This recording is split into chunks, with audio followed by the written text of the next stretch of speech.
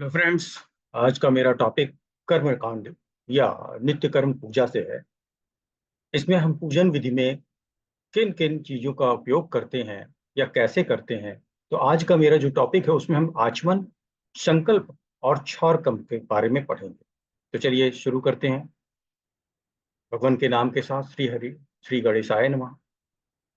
आचमन की विधि सबसे पहले देखते हैं। जैसा कि इस चित्र में दिख रहा है, आचमन मतलब जल ग्रहण, शुद्ध जल ग्रहण। और ये अभिमंत्रित होता है, अर्थात मंत्र के साथ में होता है। वो मंत्र कौन कौन से हैं वो आप देख सकते हैं। ओम केशवाय नमः, ओम नारायणाय नमः, ओम माधवाय नमः।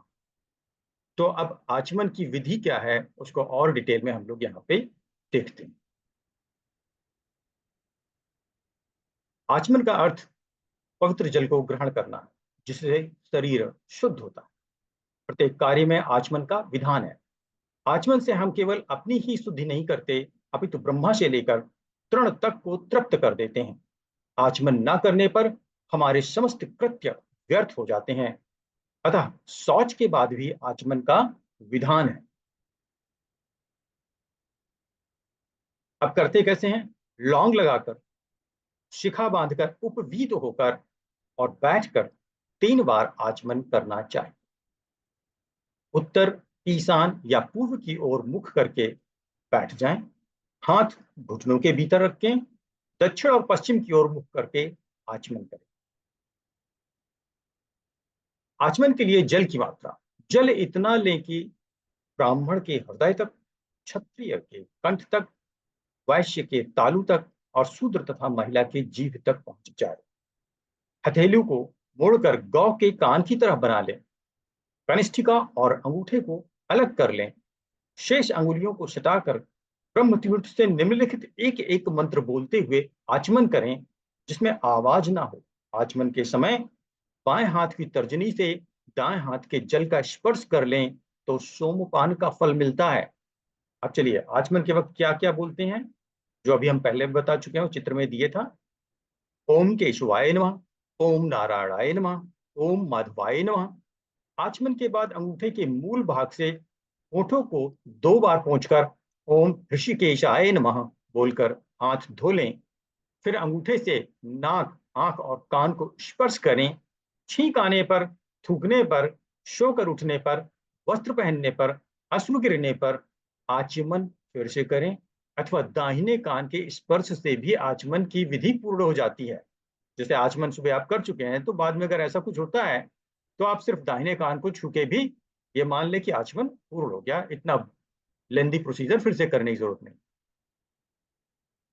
आचमन बैठकर करना चाहिए, यह पहले ही बता दिया गया। किंतु घुटने से ऊपर जल में भी खड़े होकर भी आचमन किया जा सकता है।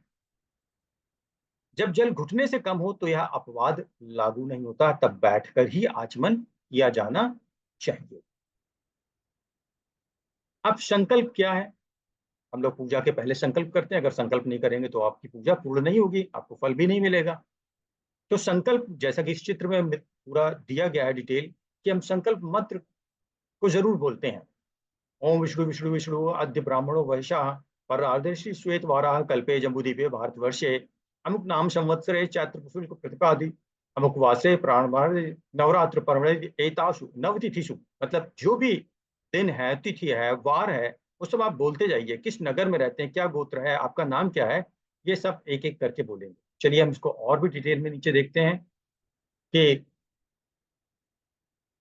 स्नान, संध्या, दान, देव पूजन तथा किसी भी सत्कर्म के प्रारंभ में संकल्प करना आवश्यक है, अन्यथा सभी कर्म विफल हो जाते हैं। हाथों में पवित्री धारण कर तथा आचमन आदि से शुद्ध होकर दाएं हाथ में केवल जल अथवा जल अक्षत पुष्प आदि लेकर निम्नलिखित संकल्प करें। जैसे ओम विष्णुवे नमः, ओम विष्णुवे नमः, ओम विष्णुवे नमः, ओम अद्य ब्राह्मणो द्वितीय परार्धे श्री श्वेत वाराह कल्पे वैवस्वत मन्वंतरे विंशति में कलियुगे कलि प्रथम चरणे बौद्धावतारे भूलोक के जम्बूद्वीपे भारत खंडे भारतवर्षे डैश डैश का मतलब है किस क्षेत्र में रहते हैं। जैसे लखनऊ में हम रहते हैं तो लखनऊ क्षेत्र या नगरे, ग्रामे किस जगह रहते हैं, गोमती नगर। नाम संवत्सरे, अब संवत्सर का नाम लें। मासे, कौन सा मास है, ज्येष्ठ मास चल रहा है। कौन सा पक्ष है, शुक्ल या कृष्ण पक्ष है। तिथि, आज की तिथि, वासरे कौन सा दिन है, गोत्र है, गोत्र में शर्मा, वर्मा, गुप्ता जो भी हो वो आप बोलें, और फिर बाद में बोलें कि आप प्रातः, मध्य या सायंकाल का कब से कौन सा संकल्प करना चाहते हैं। प्रातः काल का संकल्प है तो प्रातः बोलें। सर्व कर्म से शुद्ध्यर्थ, श्रुति स्मृति पूर्वोक्त फल प्राप्त्यार्थ, श्री भगवत प्रियर्थ च अमुक कर्म करिष्ये। अब जब भगवान के लिए आपने ये संकल्प ले लिया, तो इसके बाद जो आप पूजा करेंगे उसका फल आपको प्राप्त होगा। अब हम लोग क्षौर कर्म के बारे में पढ़ते हैं। ये क्षौर कर्म क्या होता है, अर्थात हजामत करवाने से आयु का क्षय भी होता है, आयु की वृद्धि भी होती है। बस इसी को समझना है कि कब कराना चाहिए और कब नहीं करना चाहिए। तो क्षौर कर्म क्या है, चलिए देखते हैं। शास्त्र ने क्षौर कर्म अथवा बाल कटवाने का निम्नलिखित क्रम निर्दिष्ट किया है। पहले दाढ़ी दाहिनी ओर से पूरी बाईं की तरफ बनवाएं, फिर मूछ बनवाएं, तब बगल के बाल कटवाएं, और उसके बाद सिर के केस को, और इसके बाद आवश्यकता अनुसार अन्य रोमों को कटवाना चाहिए। शुरुआत दाढ़ी से करना चाहिए। अंत में नखों के कटवाने का विधान, सबसे बाद में नख कटवाना चाहिए। तो ये सीक्वेंस है, इस क्रम को मत तोड़ें। अब कम नहीं कराना चाहिए, उसके अलावा सब करा सकते हैं, लेकिन कब नहीं ये जरूरी है। एकादशी को ना कराएं, चतुर्दशी को ना कराएं, अमावस्या को ना कराएं, पूर्णिमा, संक्रांति, व्यतिपात, वृष्टि या भद्रा के दिन ना कराएं। आप जिस दिन व्रत रहते हैं उस दिन ना कराएं, श्राद्ध के दिन ना कराएं। मंगल और शनिवार को क्षौरकर्म वर्जित है, याद रखिए, मंगल और शनिवार वर्जित है, बाकी के दिनों में आप करा सकते हैं।